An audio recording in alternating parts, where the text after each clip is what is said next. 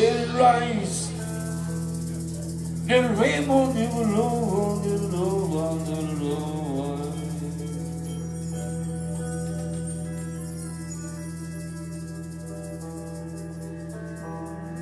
Right when you're down, when you come home. Little rain come, little low, little low, little rain come too.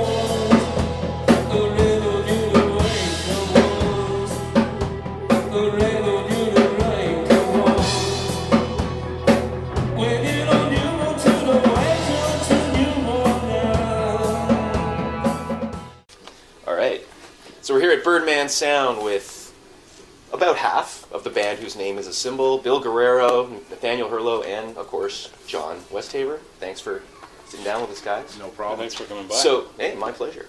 So, throughout this, we're going to be seeing bits and pieces of you guys playing for the second time with Damo Suzuki. So that seems like a good place to start. Maybe you can just talk about both those experiences, compare and contrast the first and second. I mean, what's the process like? What kind of guy is he? I mean, there's a million questions that come to mind for like you.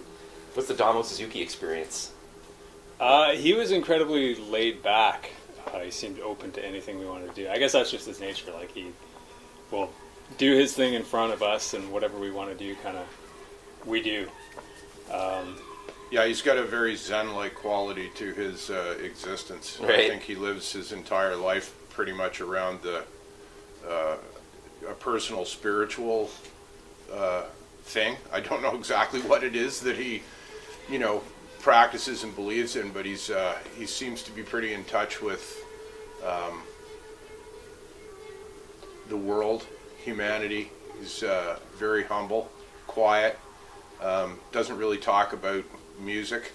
Really? Yeah, I mean, I wasn't suffering any fan adulation, but I did, I sat down with him when we first met him, the first show, about a year and a half ago, and I asked him about Manny Newmeyer, and it was right off the bat, it was pretty evident that it wasn't that he didn't want to talk about it, but he just didn't really have anything to say, so I got the point quickly that, well, I guess we're not going to talk about your past exploits in rock music, so we just quickly moved on. But he's a very affable character and very, chatty. Totally cool dude. Yeah, absolutely.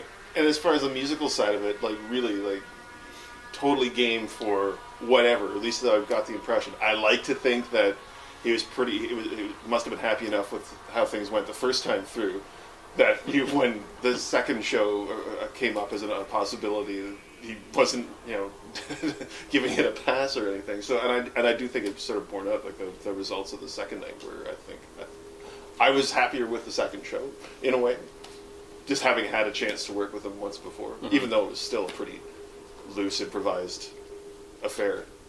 I think we all kind of realized what we were in for when we did the second show. The first time it was kind of like, well, we don't know how it's going to be and how he's going to be as a front man. But yeah, the second time I think was a great experience, and things really. There was a couple. The show had to the set had to be cut a little bit short due to time constraints, and he just kind of vibed on, and it was a really cool experience. Yeah, both times were really cool. Yeah.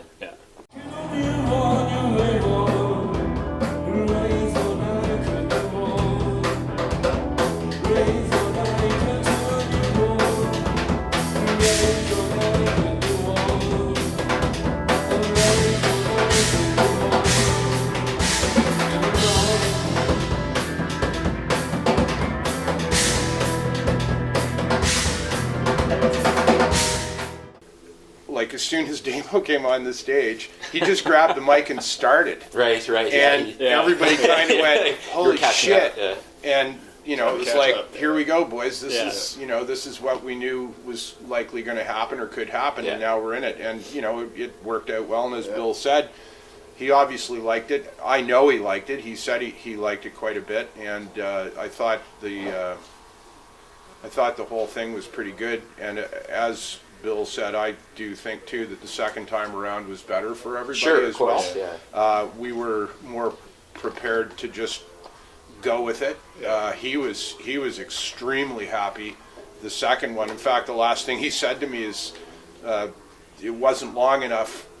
We'll play longer next year when I come back." So I guess we're going to go for the hat trick. Yeah, there you go. The hat trick in 2014. Nice. Yeah.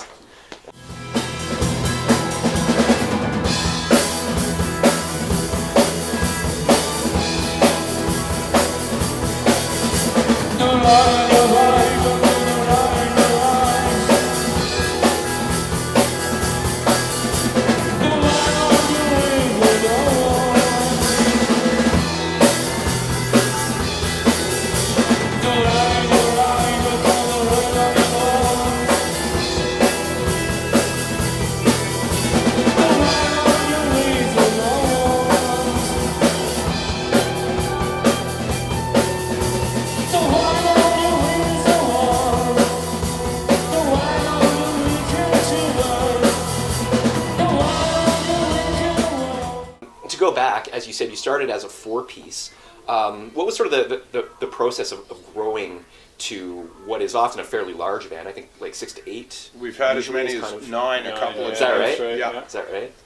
It was pretty organic, because I think the first person to join the core group was Jason, just on kind of extraneous.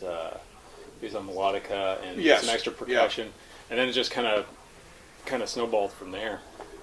And I think what happened is that at a point we sort of either explicitly or implicitly made the decision that we'd done some pretty good work as the 4 of us, but sonically we wanted to expand the palette. So what you're talking about, whereas some of these sort of orchestral groups are sort of bringing 11 people on stage just because it looks cool. Yeah. I think for us, it's either get a bunch of backing tapes or stuff to like sort of add to that sort of sonic depth, and so that we can do different things, play a little differently, write or come up with pieces that have a little bit more of that sweeping sort of sound to it, or get more people to provide that. And so, depending on who was available, who was interested, that kind of affected how those pieces came out. I mean, we had Eric LaRocque playing lap steel for a while, so that was kind of a major component.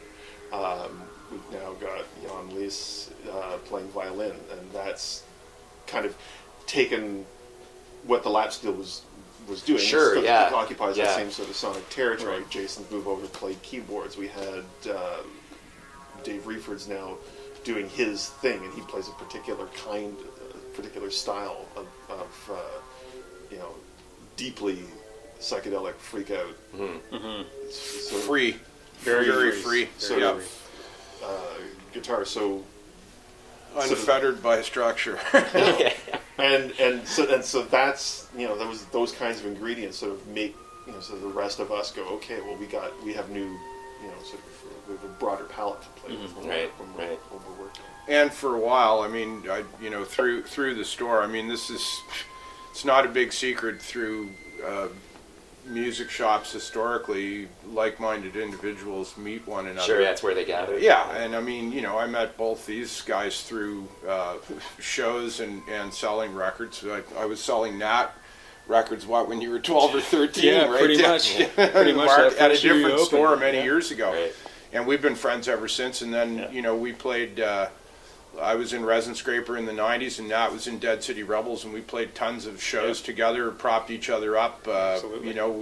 So I mean, and Bill I knew from bands, and Bill's at CKCU, and Dave Reeford and I have been friends for a long time. He and I were in a different band together called Beld back in the 90s when we had Resin Scraper going. Jan Liss I knew from Wakefield. He's been in a ton of bands.